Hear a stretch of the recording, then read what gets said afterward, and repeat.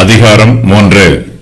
தானியேல் நேபுகாத் நேச்சாரின் சொப்பனத்தையும் அதன் அர்த்தத்தையும் சொன்னபோது ராஜா தானியேல் மீதும் அவருடைய 3 சிநேகிதர் மீதும் அன்பாயிருந்தார். அவர்களுக்கு மாகாணத்திலே முக்கியமான பதவிகளை கொடுத்து அவர்களை உயர்த்தினார். இப்போது அந்த 3 எபிரேய வாலிபர்களும் ராஜாவின் கோபத்திற்கு ஆளாகிறார்கள். ராஜா இம்3 வாலிபர் மீதும் கோபப்பட்டாலும் கர்த்தர் இவர்களை இன்னும் அதிகமாய் கனம் பண்ணுகிறார். ராஜா கனம் பண்ணியதை விட கர்த்தர் கனம் பண்ணுவது மிகவும் பெரிதாய் இருக்கிறது. கர்த்தருடைய ஆசீர்வாதமே நமக்கு மெய்யான நன்மைகளை கொடுக்கும். பாவத்தில் விழுவதை விட கர்த்தருக்கு உண்மையாய் ஜீவிப்பதே நமக்கு மெய்யான ஆசீர்வாதம். உலக பிரகாரமான நன்மைகளை பெற்றுக்கொள்வதை விட கர்த்தருடைய கிருபைகளை பெற்றுக்கொள்வதே நமக்கு மேன்மை. கர்த்தருடைய பிள்ளைகள் எல்லோருக்குமே சோதனைகள் வருகிறது. இந்த அதிகாரத்தில் எழுதப்பட்டிருக்கிற சம்பவம் மிகவும் முக்கியமானது.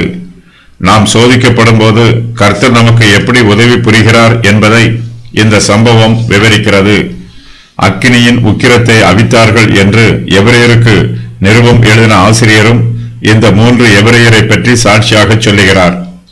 நேபுகாத் நேச்சார் ஒரு பெரிய பொற்சிலையை பண்ணிவித்து அதை சமபூமியிலே நிறுத்துகிறான். தான் நிறுத்தின பொற்சிலையை எல்லோரும் பணிந்து கொள்ள வேண்டும் என்று ராஜா கட்டளை கொடுக்கிறான்.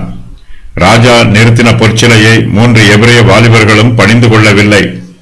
நேபுகாத் நேச்சார் இது பற்றி 3 எபிரேய வாலிபரிடம் விசாரிக்கும் போது அவர்கள் ராஜா நிறுத்தின பொற்சிலையை பணிந்து கொள்வதில்லை என்று உறுதியாய் சொல்லுகிறார்கள். நேபுகாத் நேச்சாருக்கு கடும் கோபம் உண்டாயிற்று. 3 எபிரேய வாலிபர்களையும் எரிகிற அக்கினி சூளையிலே போடுமாறு ராஜா கட்டளையிடுகிறான். எரிகிற அக்கினி சூளையிலே 3 எபிரேய வாலிபர்களுக்கும் ஒரு சேதமும் உண்டாகவில்லை. கர்த்தர் தம்முடைய தாசரை எரிகிற அக்கினியில் இருந்து விடுவிக்கிறார். எபிரேயரின் தேவனே மெய்யான தேவன் என்று ராஜா தீர்மானம் பண்ணுகிறான்.